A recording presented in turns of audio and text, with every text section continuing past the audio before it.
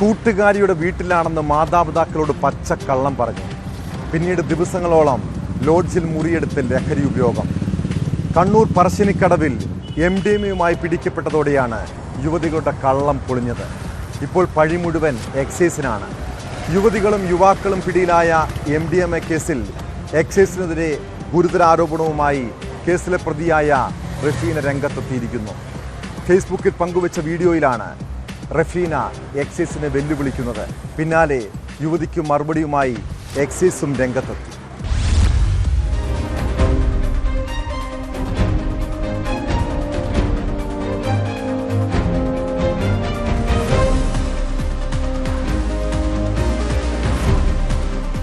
Kannur പറശ്ശിനിക്കടവിലെ lodge മുറിയിൽ 490 milligram MDMA കഴിഞ്ഞ ദിവസമാണ് റഫീനയും സുഹൃത്ത് ജസീനയും ഉൾപ്പെടെ 4 പേരെ എക്സൈസ് പിടികൂടിയത്.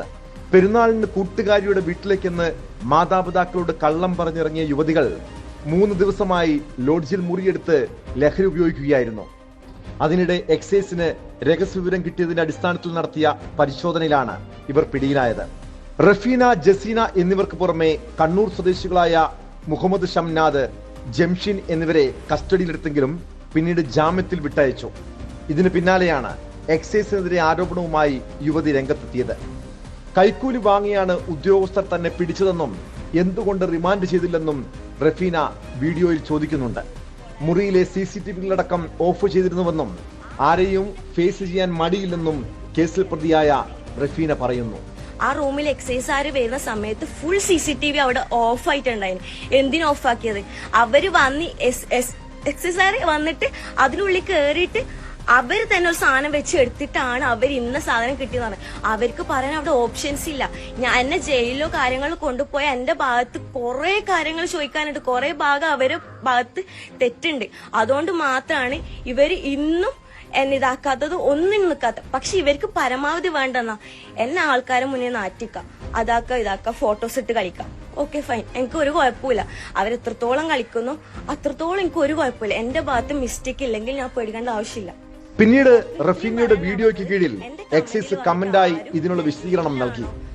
സംഭവത്തിൽ കേസെടുത്തിട്ടുണ്ടെന്നും കുറഞ്ഞ അളവിലുള്ള ലഹരി ആയതുകൊണ്ട് റിമാൻഡ് ചെയ്യാതെ ജാമ്യത്തിൽ വിട്ടതെന്നും എക്സൈസ് പറയുന്നു. ഇൻസ്റ്റഗ്രാമിൽ പങ്കുവച്ച വീഡിയോയുടെ കമന്റ് ബോക്സ് പെൺകുട്ടി പിന്നീട് ഓഫ് ചെയ്തു.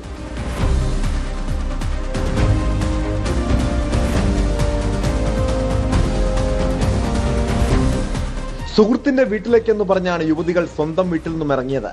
വീട്ടിൽ നിന്ന് വിളിക്കുമ്പോൾ കൂട്ടുകാരികൾ ഫോൺ പരസ്പരം കൈമാറി തെറ്റിദ്ധരിപ്പിച്ചു. അറസ്റ്റിലായപ്പോൾ മാത്രമാണ് യുവതികൾ ലോഡ്ജിലാണെന്ന കാര്യം വീട്ടുകാർ പോലും അറിയുന്നത്.